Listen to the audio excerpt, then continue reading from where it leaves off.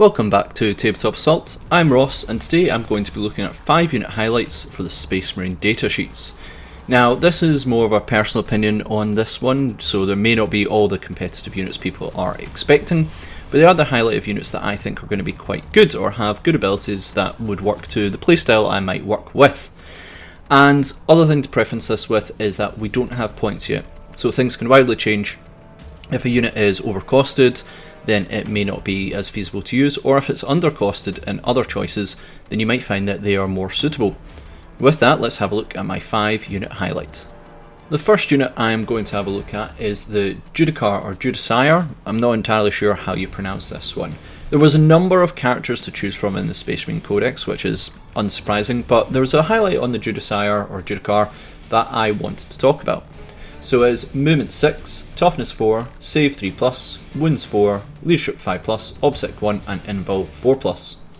It has the Absolver Bolt Pistol, which is 18 inches, Attack 1, Skill 3+, Strength 5, AP-1, Damage 2 and is a pistol weapon, and the Executioner Relic Blade, which is melee, Attacks 5, Weapon Skill 2+, Strength 7, AP-2, Damage 2, Devastating Wounds and Precision. Has Oath of Moment and Leader. And in terms of abilities it has is the Temper Por Mortis, which while this model is leading a unit, that unit has fights first, and Silent Fury each time this model destroys an enemy character till the end of the battle, +1 attack of Executioner Relic Blade. So I think this is possibly a really good unit to add to a Blade Guard unit. Firstly, the fight first ability and how fight phase works is going to make this quite interesting. How the fight first and the fight phase works is that essentially fight first units go first, and the person whose turn is not taking place goes first.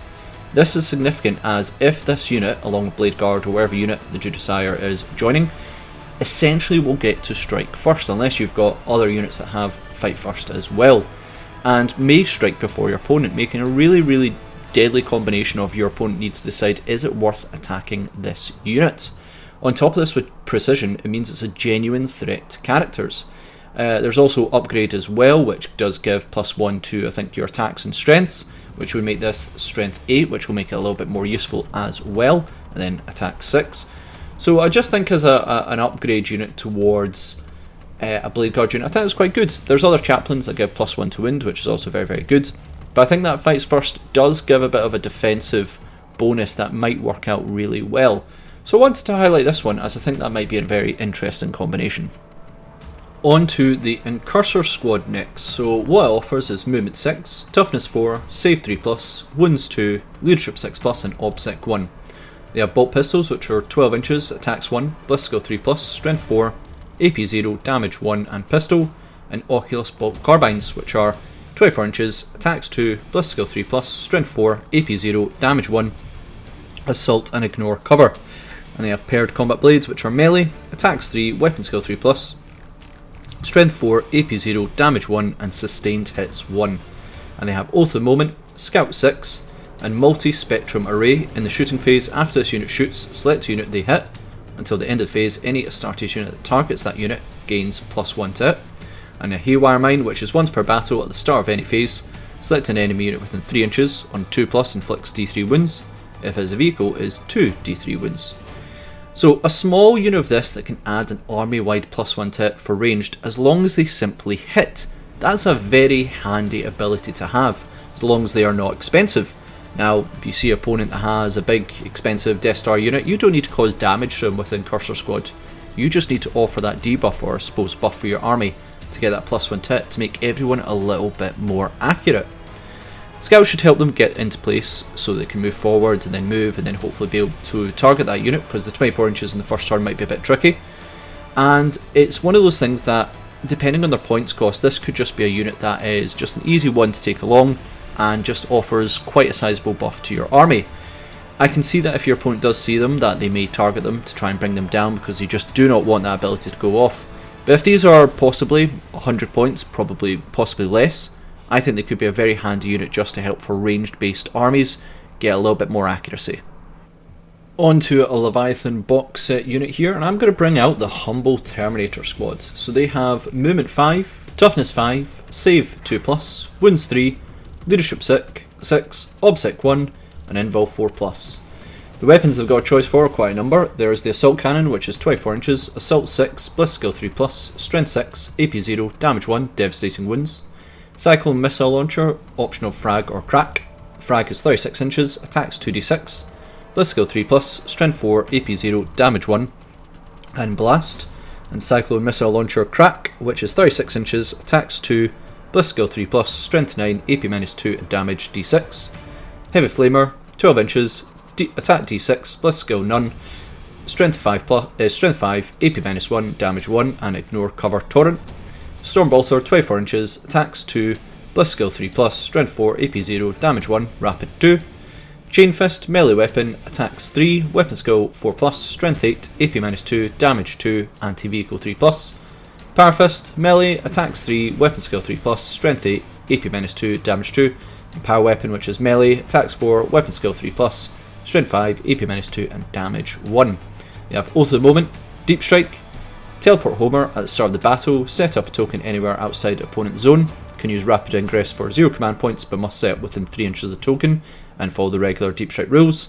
And Fury of the First can ignore any or all modifiers to Bliss Skill and Weapon Skill or to hit rolls when targeting an Oath unit, +1 to hit rolls.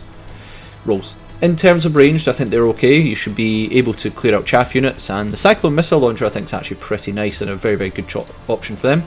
Having an option of both worlds is good here. However, you have to choose between the weapons. I don't think you can choose the Assault Cannon, the Cyclone, and the Heavy Flamer.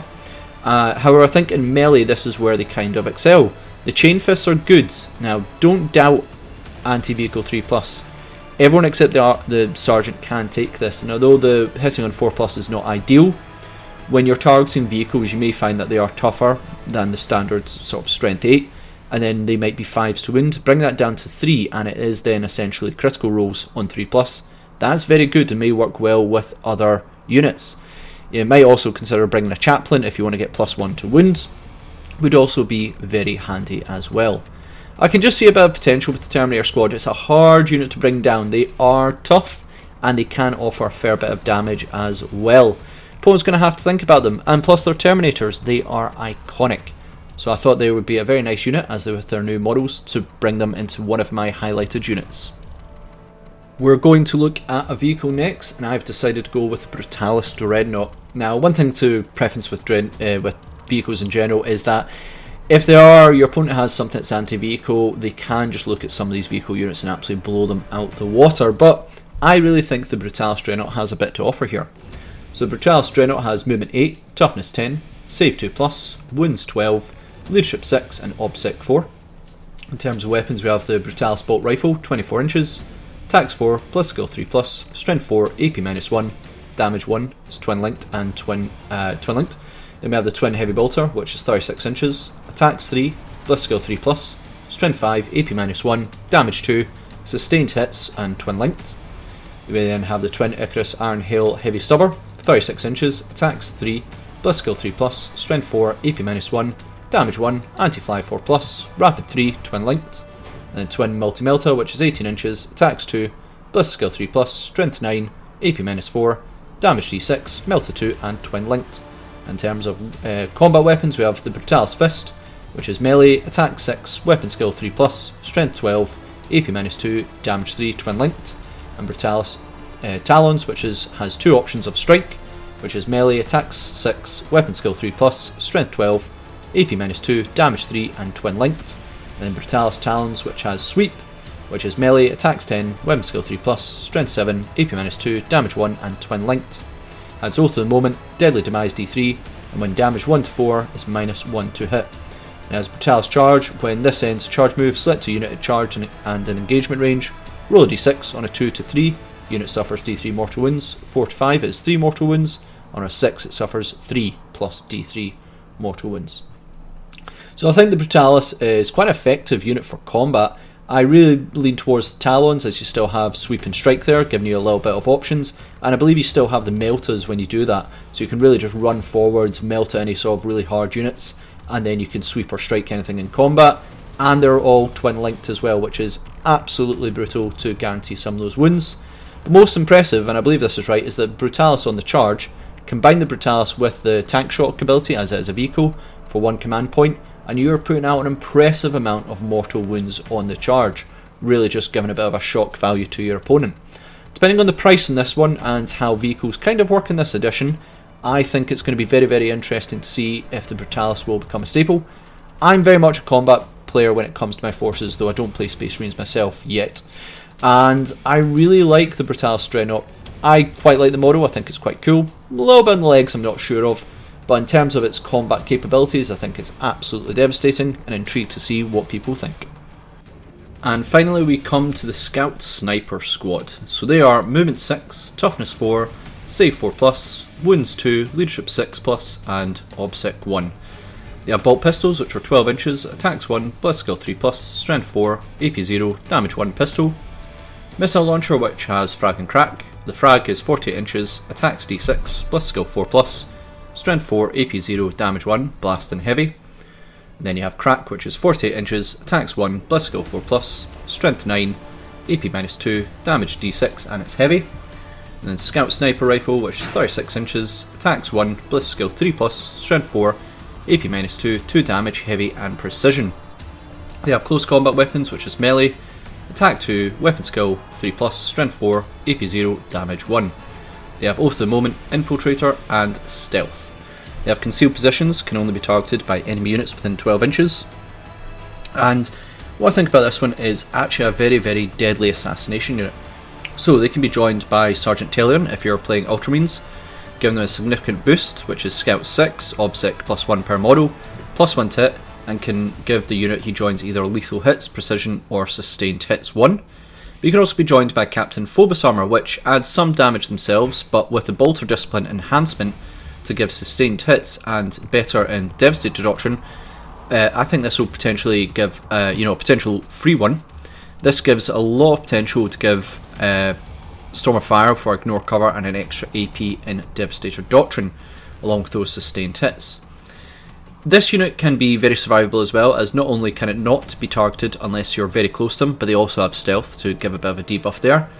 And the key is that the Scout Sniper Rifle are a very effective way to target leader characters and pick them off. AP -2 and damage 2 with potentially 10 attacks, furthered by Sergeant Talion or I guess the Captain Phobos Armor, can pick off a few leaders, especially the ones that don't have many wounds themselves. And this is just offering that they may be offering a variety of bonuses to your enemy's forces. I just think as the potential, when they have damage 2, which I think may be a little bit more effective than it needs to be, damage 1 when you've got precision might have been good enough, but damage 2 and AP -2 could make them a legitimate threat to enemy characters. Very intrigued to see how this unit goes. I really want to see in the comments what people think. I think this could be a very, very big staple, but I'm intrigued to see what people think. Let me know. And there we go for my 5 unit highlights for the Space Marine datasheet. What do people think? Are these units legitimately good? I mean, the Space Marine code datasheets have a lot of different options in them, so it's hard to really pick out which ones are best. I think people are going to scan through them, work out what leader works best with what unit, what enhancement works here, what stratagem works here. But on a quick assessment of 5 units I really, really liked and the potential behind them, these are 5 I really liked. Playing into my playstyle as well. After all, I love the Brutalis model, I really want to include that there. But also the Scout Snipers I think are going to be a strong staple if they are as effective as I think they might be. Let me know in the comments, share and like, and I'll see you on another Tabletop Assault Battle Report.